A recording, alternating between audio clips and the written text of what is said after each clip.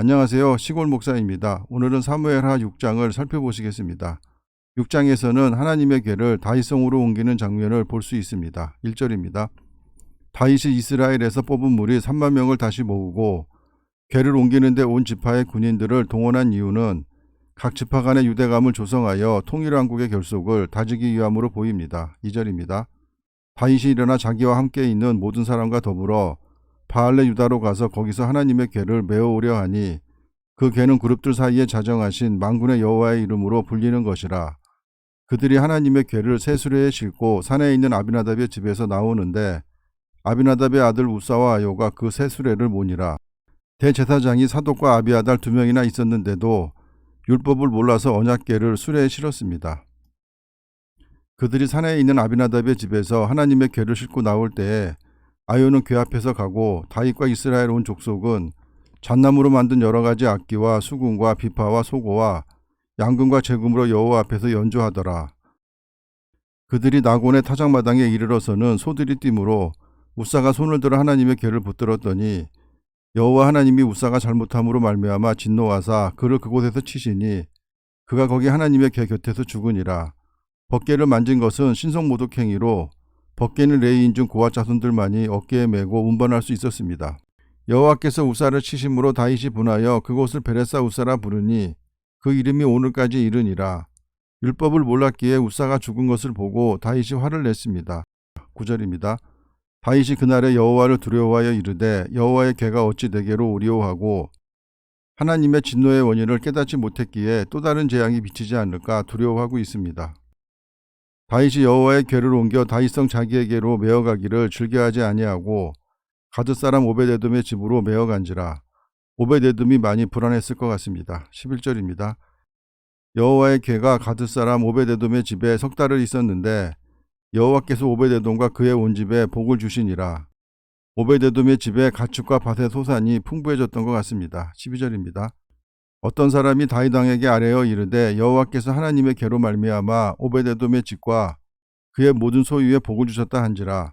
다윗이 가서 하나님의 궤를 기쁨으로 메고 오벳에돔의 집에서 다윗성으로 올라갈새 다윗 왕이 이번에는 하나님의 율법에 철저히 순종하여 벗궤를 운송했습니다. 13절입니다. 여호와의 궤를 맨 사람들이 6걸음을 가매 다윗이 소와 살찐 송아지로 제사를 드리고 이때 궤를 맨 사람은 총 8명이고 제사의 예물은 수송아지 7과 순양 7마리였습니다. 다윗이 여호와 앞에서 힘을 다하여 춤을 추는데 그때의 다윗이 배 에봇을 입었더라. 다윗이 입은 에봇은 제사장들이 입는 에봇이 아니라 제사장이 아니라도 특별한 종교의식에 참여할 때 입었던 예복으로 보입니다. 15절입니다. 다윗과 온 이스라엘 족속이 즐거이 환호하며 나팔을 불고 여호와의 궤를 메어오니라. 언약궤는 하나님을 상징하기에 하나님을 모셔오는 기쁨에 모든 사람들이 환호를 했습니다. 16절입니다. 여호와의 궤가 다윗성으로 들어올 때에 사울의 딸 미갈이 창으로 내다보다가 다윗 왕이 여호와 앞에서 뛰놀며 춤추는 것을 보고 침중에 그를 업신여기니라. 여호와의 궤를 메고 들어가서 다윗이 그것을 위하여 친 장막 가운데 그 준비한 자리에 그것을 두매 다윗이 번제와 화목제를 여호와 앞에 드리니라. 다윗이 번제와 화목제 드리기를 마치고 만군의 여호와의 이름으로 백성에게 축복하고 백성을 축복하는 것은 제사장의 고위 권한이자 임무 중 하나였기에 다윗이 제사장을 시켜서 축복을 했을 것입니다. 19절입니다. 모든 백성 곧 이스라엘 무리에게 남녀를 막론하고 떡 1개와 고기 1조각과 건포도 떡 1덩이씩 나누어 주매 모든 백성이 각기 집으로 돌아가니라. 다윗이 자기의 가족에게 축복하러 돌아오매 사울의 딸 미갈이 나와서 다윗을 맞으며 이르되 이스라엘 왕이 오늘 어떻게 영화로우신지 방탕한 자가 염치 없이 자기의 몸을 드러내는 것처럼 오늘 그의 신복의 계집종의 눈앞에서 몸을 드러내셨도다 하니 이스라엘에서 가장 높은 왕인 다윗이 마치 어리석기 짝이 없는 자처럼 가장 낮고 비천한 자들 앞에서 품위를 잃은 행동을 했다는 불평인데 사람은 자기 자신에 대해 있는 그대로를 말해주면 화를 내는 것이 보통입니다. 다윗이 미갈에게 이르되 이는 여호와 앞에서 한 것이니라.